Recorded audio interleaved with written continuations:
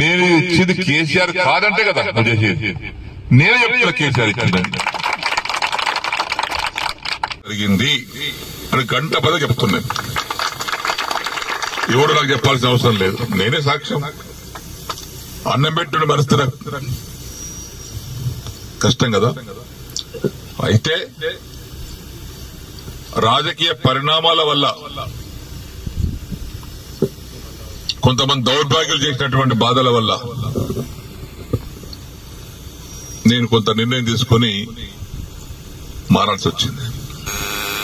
అన్ని హామీస్తున్నా 6 మాసాల్లో కూడా పూర్తి చేస్తా అన్నాడు. ఇవన్నీ సరే కడువ కప్పుకున్నా.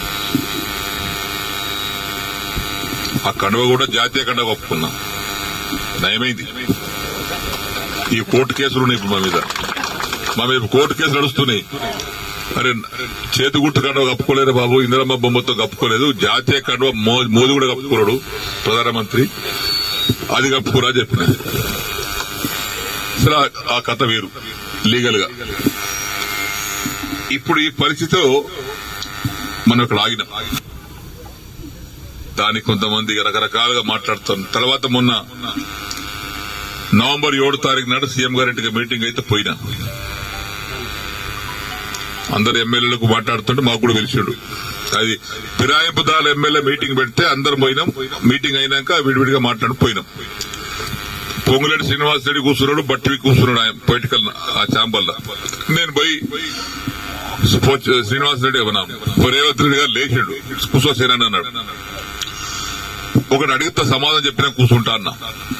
ఏందన్నాడు, నేను నీకు 21 జూన్ నాడు నాకు కండువ కప్పిన రోజు నాకేమైనా పైసలు ఇచ్చినావా, నన్ను ఏమైనా కొన్నావా, కట్లట్టు వచ్చినా కొన్నావా చెప్పు, నాకేమైనా ఇద్దరు ఉన్నారు, నన్ను ఏమన్నా నా ఎమ్మెల్యేషిప్ కొన్నావా, నన్ను కొన్నావా చెప్పు, నేను అమ్ముడు పోయినా నీకే చెప్పినా. లేదు పోలేదు, ఇయ్యలేదు. దేనికోసం వచ్చినా ఈ సమస్యల కోసం వచ్చినా. ఏమైనా అయిందా, ఏం కాలేదా, ఏమైంది 100 కోట్లు హెచ్డిఎఫ్ ఉంటే 30 కోట్లు ఇచ్చారు. తర్వాత బంద్. దగ్గర 70 కోట్లు డబుల్ బెడ్రూమ్ ఉంటే 20 కోట్లు ఇచ్చి 25 కోట్లు ఇచ్చి 45 కోట్లు ఇవ్వాలి. బంద్. పనులన్నీ పేమెంట్ లేక ఆగిపోతున్నాయి. ఆ కాంట్రాక్ట్ పని చేయమంటే పేమెంట్ ఇవ్వమని అంటున్నాడు. దవాఖాన బాన్సుడు బంద్ అయింది, కోర్టు దవాఖాన బంద్ అయింది. సిద్ధపరిసర వారి కాంట్రాక్ట్ 40 కోట్లు ఇవ్వాలి, వాడు బంద్ చేసిండు. మరి వీటి కోసం వచ్చినాయి కదా నేను. లేదా బట్టి గారు చిన్న దగ్గరికి ఇలా లిస్ట్ మొత్తం తీసుకోండి, ఆ లిస్టు తీసుకొని 2 సార్లు ఇచ్చేయండి, ఒకసారి కాదు కానీ. ఇక పొంగులేటి గారు ఆ లిస్ట్ తీసుకోండి, 2 సార్లు మీరు ఇచ్చేయండి. ఇచ్చిన తెల్లారి ఫోన్ చేస్తే బట్టి లేవట్టాడు, పొంగులేటి లేవట్టాడు. ఏమని చెప్పుకోను నేను. ఇక మళ్ళీ అసెంబ్లీ జరుగుతుంది. జనవరి 4 తారీఖు నాడు ఆ ఛాంబర్ లోపల తీసుకుపోయి మీరు చెప్పారు కానీ బట్టి ఇవ్వలేదు, పొంగులేటి ఇవ్వలేదు, నాకు రూపాయి ఇవ్వలేదు. రూపాయి ఇవ్వలేదా, ఇవ్వలేదు. వేం నరేందర్ రెడ్డి గారు బయట పిలిచిండు. వేమన్నా సీనన్న బాధపడుతున్నాడు, అది ఇంకా పేమెంట్ కాలేదట, నువ్వన్నా మార్చిలో కూడా 3 విడతలు ఇప్పి. సరే ఆయన తీసుకుని ఆయన వెళ్ళిపోయాడు. తెల్లారి వేం నరేందర్ ఫోన్ చేస్తే ఆయన లేపడు.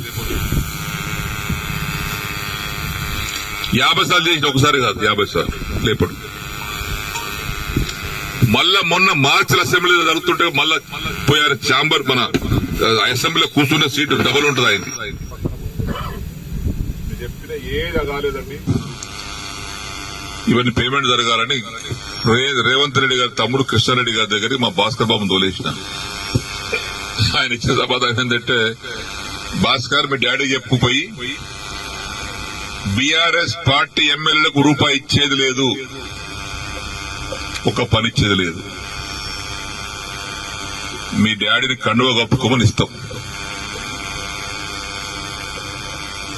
అదే భాస్కర్ వచ్చి ఈ విషయం చెప్పింది.